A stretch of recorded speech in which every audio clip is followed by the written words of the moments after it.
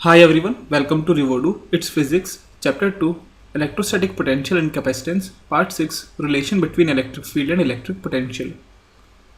देखिए electric field और electric potential के बीच में जो रिलेशन है उसका नॉलेज उसकी एक अच्छी अंडरस्टैंडिंग होना बहुत ज़रूरी है, क्योंकि बहुत बार क्या होता है कि हमें किसी पॉइंट पे अगर पोटेंशियल निकालने को बोल दिया जाए और अगर हमें वहाँ पर पता है कि इलेक्ट्रिक फील्ड क्या है तो हम वहाँ पोटेंशियल निकाल सकते हैं अगर हमें ये रिलेशन पता है तो।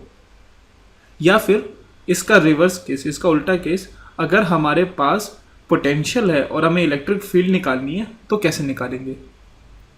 ठीक है, तो इन सब के लिए हमें पता होना चाहिए कि इलेक्ट्रिक फील्ड और इलेक्ट्रिक पोटेंशियल में क्या रिलेशन है।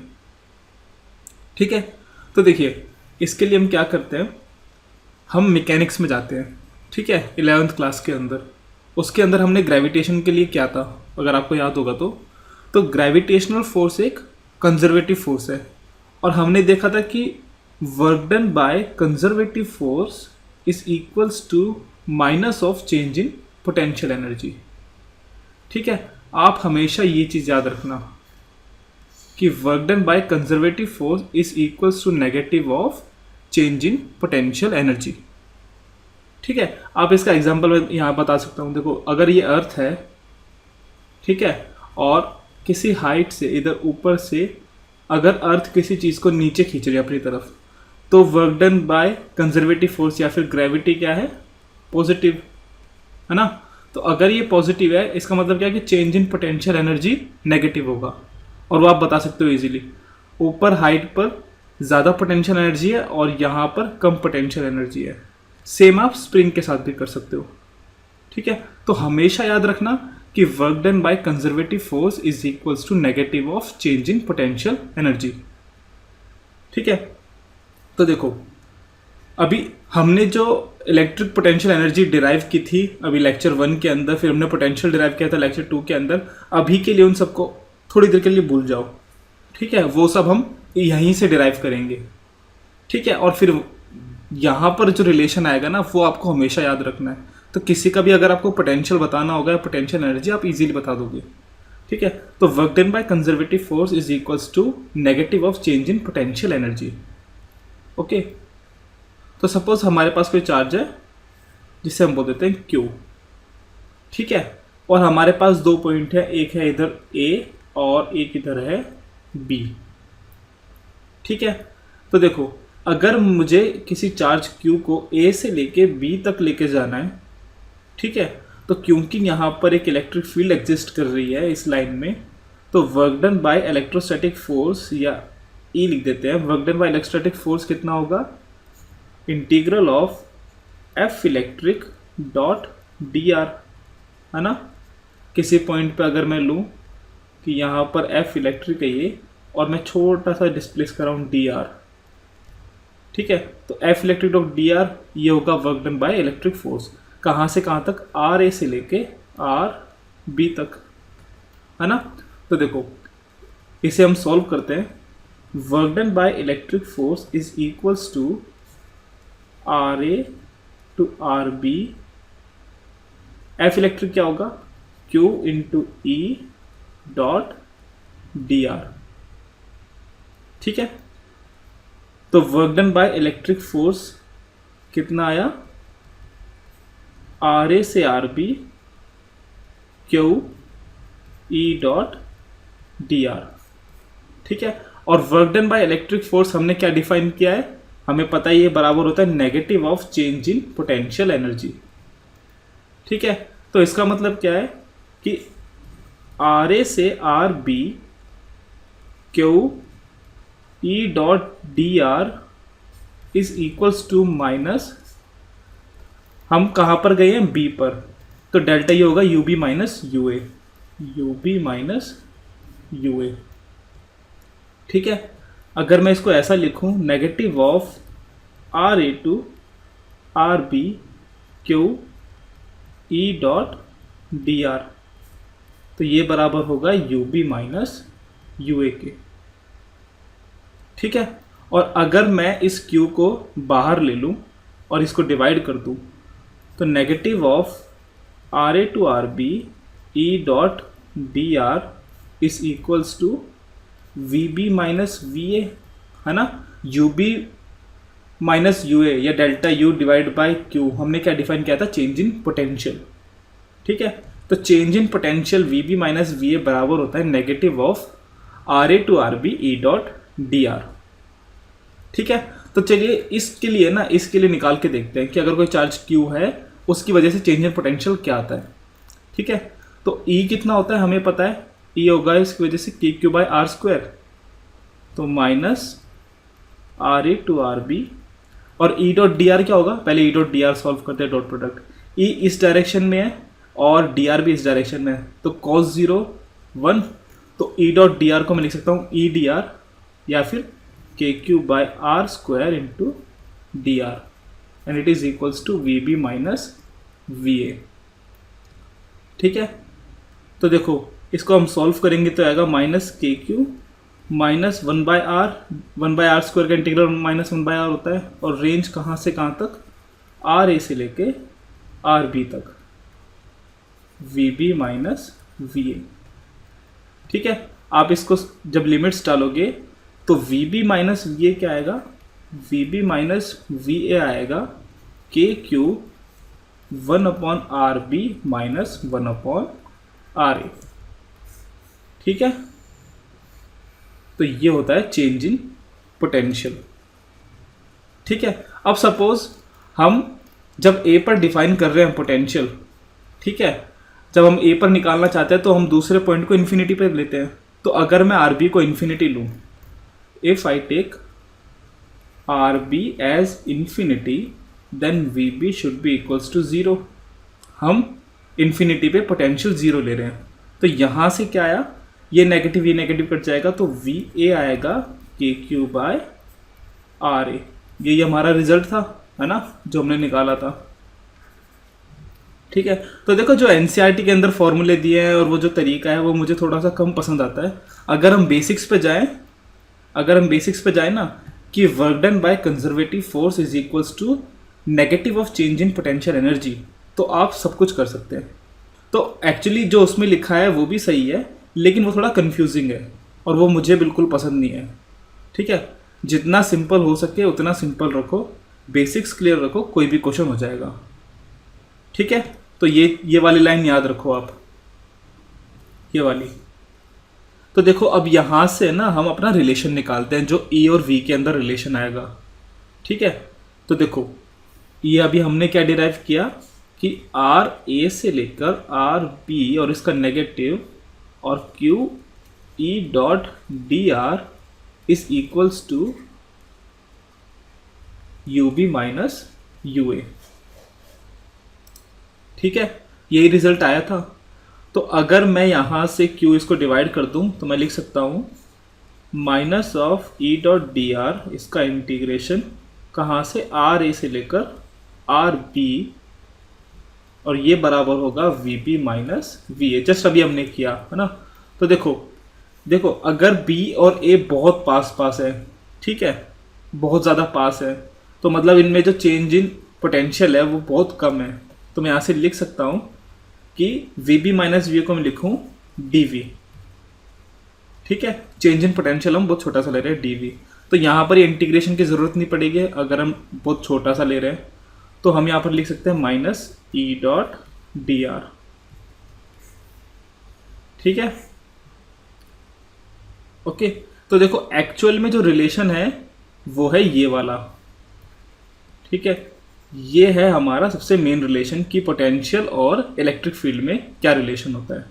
आप इस चीज़ को यूज़ करके किसी भी चार्ज के लिए आप पोटेंशियल निकाल सकते हैं। ठीक है, इस चीज़ को यूज़ करके हम स्फीयर का, शेल का और किसी भी चीज़ का पोटेंशियल निकालेंगे नेक्स्ट वीडियो के अंदर। ओके, तो देखो अगर यही फॉर्मूला लगा के मुझे अगर ये निकालना होता ना पॉइंट चार्ज के लिए, तो वो भी हम कर सकते थे। ठीक है, तो आप ये याद रखना हमेशा। ओके, अच्छा देखो इस चीज़ के क्या इम्प्लीकेशंस है, मतलब इसका मतलब क्या है ये जो रिलेशन आया। तो देखो अगर इलेक्ट्रिक फील्ड कुछ ऐसे है, ठीक है, और मैं डिस्प्लेसमेंट अपना डी आर इसी की डायरेक्शन में लेता हूँ, सपोज ये मेरा डी आर है और ये है ई।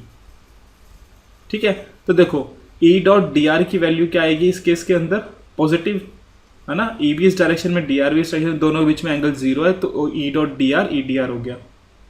ठीक है, उसका मतलब क्या है कि डी वी क्या आया, नेगेटिव। इसका मतलब ये है कि जब मैं इस पॉइंट से इस पॉइंट पर जाऊंगा तो मेरा पोटेंशियल कम हो रहा है। मतलब अगर हम इस डायरेक्शन में गए तो पोटेंशियल कम होता है।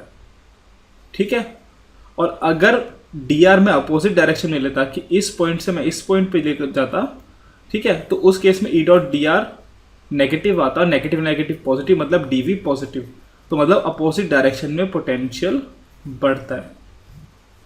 ठीक है, तो आप हमेशा याद रखना कि इलेक्ट्रिक फील्ड की डायरेक्शन में पोटेंशियल कम होता है और इलेक्ट्रिक फील्ड के अपोजिट डायरेक्शन में जाने पर पोटेंशियल बढ़ता है।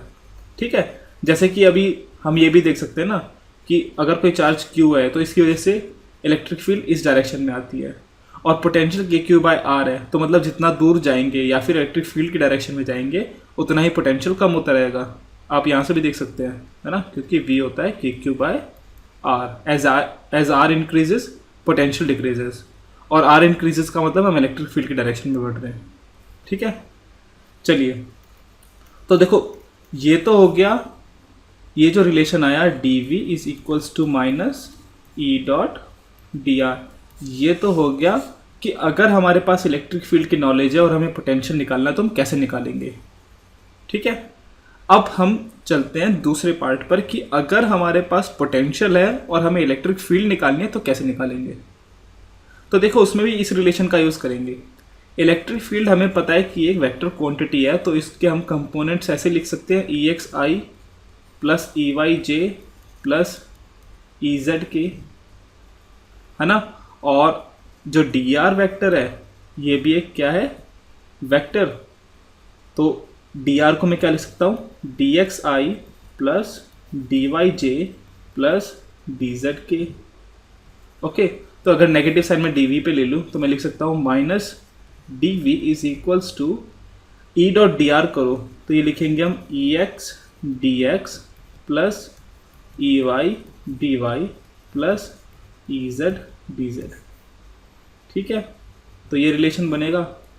अब ये देखो कि अगर हमारे पास पोटेंशियल है और हमें इलेक्ट्रिक फील्ड निकालनी है, ठीक है, तो देखो अब हमें ई एक्स चाहिए, ई वाई चाहिए, ई जेड चाहिए, और हमारे पास ये डी वी है, वी है मतलब।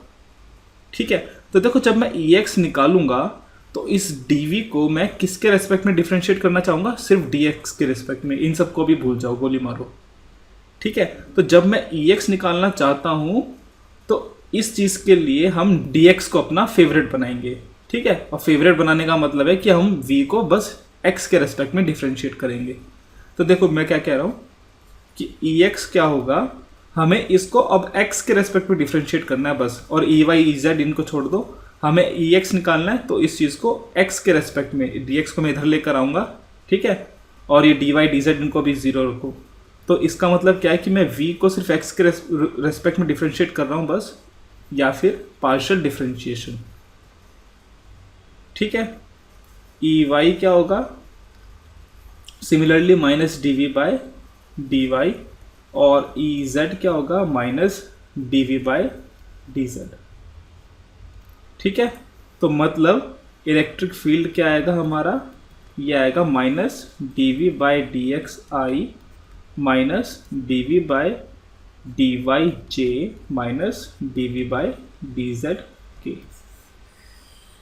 ठीक है, पार्शियल डिफरेंशिएशन आपको शायद आता होगा, अगर नहीं आता तो मैं बता देता हूँ एक एग्जांपल से।